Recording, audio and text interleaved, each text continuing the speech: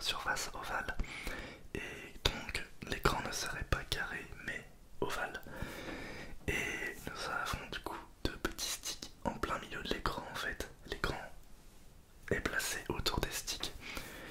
Et c'était vraiment la rumeur qui courait. Il y avait même des personnes qui avaient recréé le brevet pour en faire une véritable fausse console.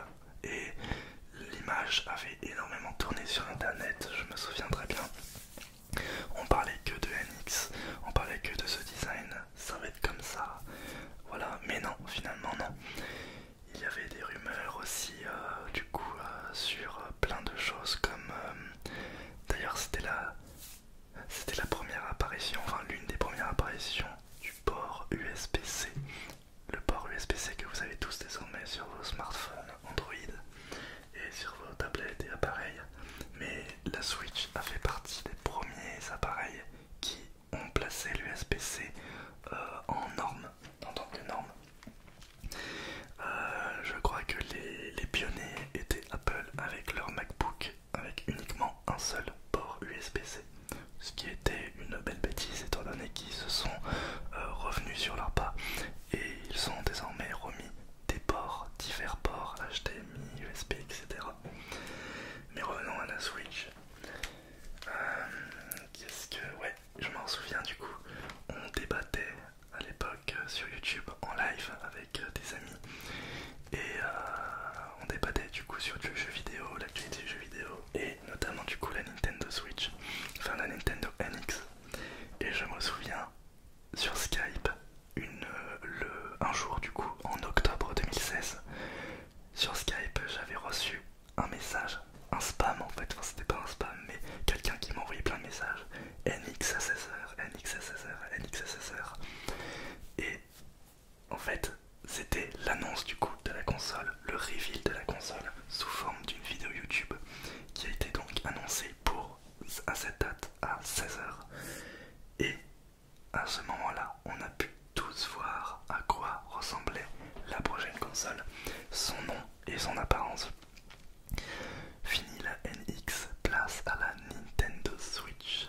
Et la Nintendo Switch ressemblait du coup à ça. Alors dans l'annonce, les Joy-Con étaient noirs, on ne parlait pas encore du Joy-Con coloré, même si c'est ça vraiment sa spécificité, c'est ce sur quoi on la reconnaît particulièrement, c'est ses couleurs rouge, rose et bleu. Vraiment de très belles couleurs. C'est d'ailleurs pour ça que je l'ai prise dans ces couleurs là plutôt qu'en noir. Je trouvais ça très original et très joli. Et elle est jolie. J'aime beaucoup le design de cette console. Et dans le trailer, quand on a vu du coup au début, je me rappelle, on voyait un extrait du prochain Zelda qui était Breath of the Wild. La personne jouait du coup sur sa manette et bam, on voyait le logo Nintendo Switch avec le petit clic. Donc là, c'est la première fois qu'on voyait le logo de la console et la manette du coup. En fait, les Joy-Con étaient connectés à une manette et il commençait à enlever les Joy-Con de la manette. Et là, on était waouh, c'est quoi ça? Donc, c'était une manette et tu pouvais enlever tout simplement les parties de la manette. Déjà, c'était un truc de mal. Et ensuite, il les mettait sur la console. Bam! Et il prenait la console avec. Hop, comme ceci. Chou, hop, dans le dock. Et bam! Il soulevait la console. Et c'est là où on comprend tout l'intérêt de cette console. Une console de salon qu'on peut emporter n'importe où. C'est ça la promesse de la Nintendo Switch. Et vraiment, ce trailer m'a vraiment subjugué, m'a vraiment impressionné. Un truc de malade. On était vraiment tous sur le cul. On a appris également que la console fonctionnait avec des cartouches. On a appris qu'il y aurait un prochain Splatoon, un Splatoon 2. On a également appris que Mario Kart 8 revenait avec des nouveautés, puisqu'on voyait le roi Boo dans le trailer qui n'était pas présent sur Mario Kart 8 sur la Wii U. Voilà, donc Mario Kart 8 Deluxe n'était pas encore annoncé officiellement, mais on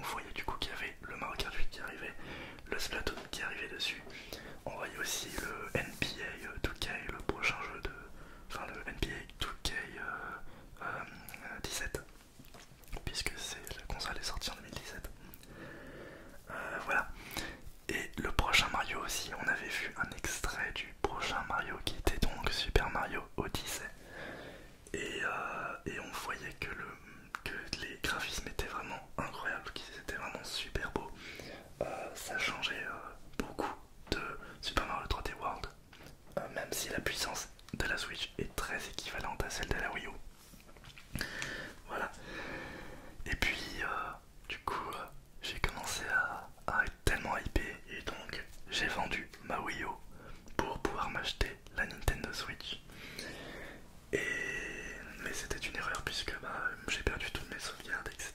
Mais bon, c'est comme ça. Euh, Et vient ensuite le jour de la sortie de la Nintendo Switch. Alors déjà non, c'était début janvier 2017. Il y avait du coup une présentation officielle de la Nintendo Switch. Il y avait même des tests à Paris pour tester la console Nintendo Switch.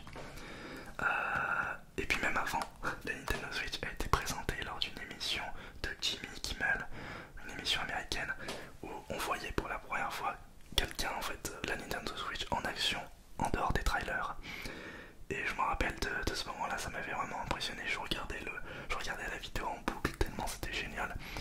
On voyait un extrait du prochain Zelda, on voyait Reggie Fils-Aimé qui présentait du coup la console. Reggie Fils-Aimé qui était l'ancien PDG de Nintendo of America. Voilà. Et ensuite du coup, comme je vous l'ai dit, début janvier 2017, il y avait du coup les premiers tests de la console à Paris par Nintendo. Et là, on pouvait du coup voir ce que ça donnait. Donc il y avait des journalistes, il y avait Julien Chies d'ailleurs aussi, qui avait testé ça. C'était surtout lui que j'avais regardé quand il était encore chez Gameblog. Et on avait pu du coup découvrir le Mario Kart 8 Deluxe. On avait pu voir One to Switch, d'ailleurs qui était un jeu de lancement mais qui coûtait 50 euros, alors que pour moi ça devrait être un jeu qui serait de base sur la Switch. On a également appris qu'il y avait des vibrations achetées, donc en fait c'est des rotors haptiques. On avait appris que le poids de la console, la taille de la console, on a appris qu'il y avait une ventilation au-dessus. On a appris beaucoup de choses, que ce bouton servait de screenshot et qui pouvait du coup filmer des vidéos dans le futur par l'intermédiaire d'une mise à jour. Vraiment beaucoup de choses qu'on a pu apprendre. Et du coup, il y en a, je crois que Zelda, je ne sais pas s'il était en test, mais voilà, vraiment, c'était quand même un sacré événement. Et vient ensuite le jour de la sortie. Alors là, c'était aussi quelque chose. Quand j'avais acheté la Nintendo Switch, je l'avais acheté dès le premier jour de sa sortie. Et quand j'ai ouvert le carton, j'ai vu ces Joy-Con vraiment flamboyants. Ces Joy-Con d'une couleur très vive. Et là, waouh, la nouvelle génération de consoles de Nintendo est enfin entre mes mains. J'ai pu découvrir la vibration HD, dont beaucoup de gens s'en foutent un peu, mais moi j'adore ça. C'est d'ailleurs l'argument qui m'a fait acheter la PS5, les vibrations et les gâchettes, puisque c'est bien plus amplifié que sur la Nintendo Switch. Et j'ai pu du coup découvrir The Legend of Zelda Breath of the Wild, qui était vraiment un super jeu de lancement. Et le voir un tel jeu en mode portable, on est en 2017, hein. Évidemment les smartphones aujourd'hui font tourner ce genre de jeu, mais en 2017 c'était pas encore le cas. Et voir un jeu comme ça en mode portable, c'était incroyable. Et il y avait aussi Puyo Puyo Tetris la version démo que j'avais téléchargée, et j'ai pu du coup jouer à Tetris avec d'autres gens. Bam, on enlève les Joy-Con, on prête le Joy-Con à un ami. C'était juste incroyable, c'était vraiment un concept génial, ça m'a vraiment impressionné. J'étais tellement ravi d'avoir acheté cette console et je ne regrette absolument pas. Hop. Avec ce Zelda Breath of the Wild que j'ai vraiment adoré, je l'ai fait qu'une fois, mais il faudrait vraiment que je le refasse, que je le rejoue. C'est un jeu mais vraiment incroyable. Par la suite est sorti Mario Kart 8 Deluxe, je l'avais acheté, j'avais vraiment envie de rejouer à Mario Kart 8, ça me manquait étant donné que je l'avais vendu avec la Wii U. Et j'avais invité un ami à tester du coup cette Nintendo Switch. On allait au Carrefour, on a acheté Mario Kart 8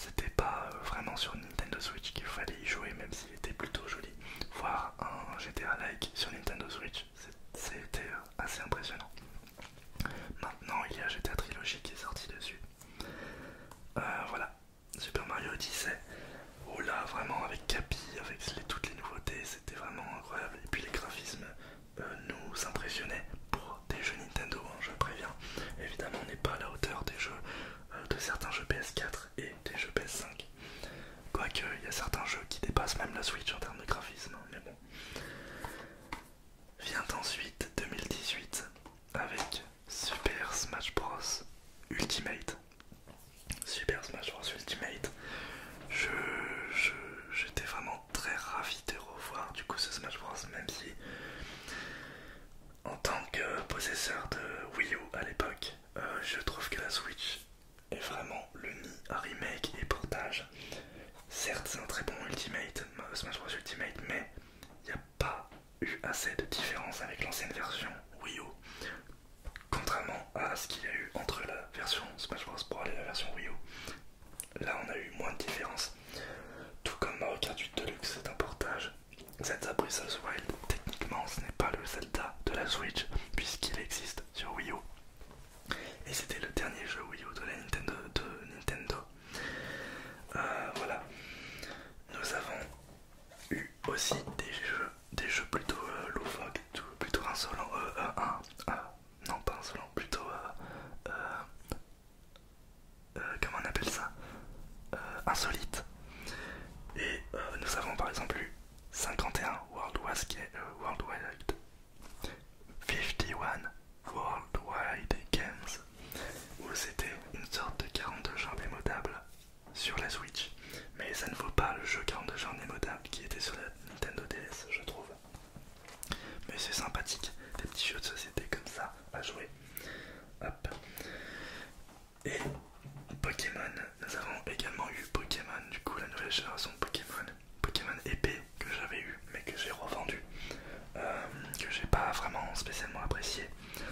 Ensuite récemment est sorti Pokémon Diamant étincelant,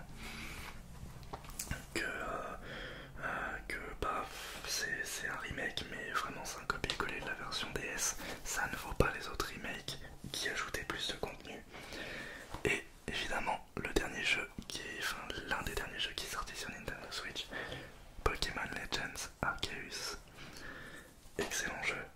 Et quand je vois que Nintendo a annoncé leur prochaine génération de Pokémon en mélangeant le concept Pokémon Legends Arceus avec le concept de la série principale, je sens que ça va être très très bon. Je ne l'ai toujours pas fini, il faut que je le finisse, mais vraiment j'ai adoré le début de ce jeu et pas le milieu de ce jeu en fait. J'ai adoré y jouer, il faut vraiment que je le finisse. Et voilà, j'ai aussi quelques autres petits jeux Nintendo Switch, mais je voulais vous présenter un petit peu les principaux que moi j'ai. Il y a également plein d'autres jeux, Luigi's Mansion 3, on a du coup redécouvert la série avec ce jeu là. Il y a eu un nouveau Kirby, il y a eu Mario et le lapin de crétin, il y a eu Zelda Link's Awakening Remake, et énormément de jeux. Voilà, c'est vraiment une console à la fois formidable mais à la fois remplie un petit peu de déception pour les possesseurs de la Wii U, étant donné que beaucoup de jeux Wii U sont ressortis sur Nintendo Switch. Je pense notamment à Donkey Kong Country, Tropical Freeze, Pikmin 3, Mario Kart 8, et du coup les faux portages comme Super Smash Bros Ultimate. Voilà. D'ailleurs Super Smash Bros Ultimate, ce qui m'a vraiment déçu, c'est qu'il n'y a pas les trophées, les fameux trophées à collectionner, mais ça s'est transformé en stickers. C'est dommage, mais voilà. Qu'est-ce que je peux rajouter sur cette console? Voilà, elle a déjà 5 ans. En fait, c'est 5 ans aujourd'hui. Et j'espère qu'elle vivra encore 5 ans, puisqu'il y a plein de licences qui n'ont pas été refaites. Je pense notamment à Dr Mario, F-Zero, un nouveau jeu original Donkey Kong, un nouveau jeu Mario 2D, puisque New Super Mario Bros U Deluxe est un portage de New Super Mario Bros U sur la Wii U. Super Mario Maker 2, bon c'est un Mario Maker, mais on n'a pas eu réellement de jeu 2D dédié à cette console là.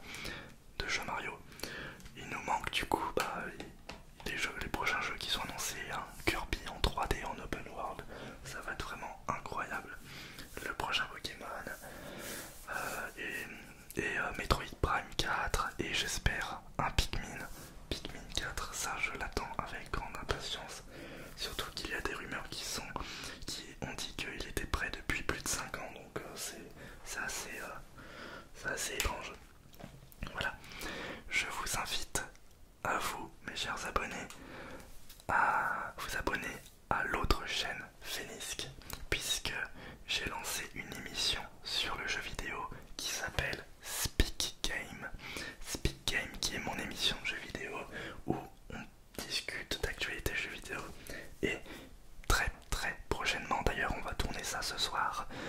On va parler des 5 ans de la Nintendo Switch. On va dire, moi je vous ai fait part un petit peu de ce qui m'a marqué, mais j'ai tellement d'autres choses à dire. Et on va parler de tout ça lors de cette émission sur les 5 ans de la Nintendo Switch. Donc je vous donne rendez-vous très prochainement sur ma chaîne principale qui est dans la description et avec ma voix normale évidemment. Et on va parler du coup des 5 ans de la Nintendo Switch. Vous saurez aussi également les avis des intervenants, donc qui sont Blue, qui est passé sur la chaîne,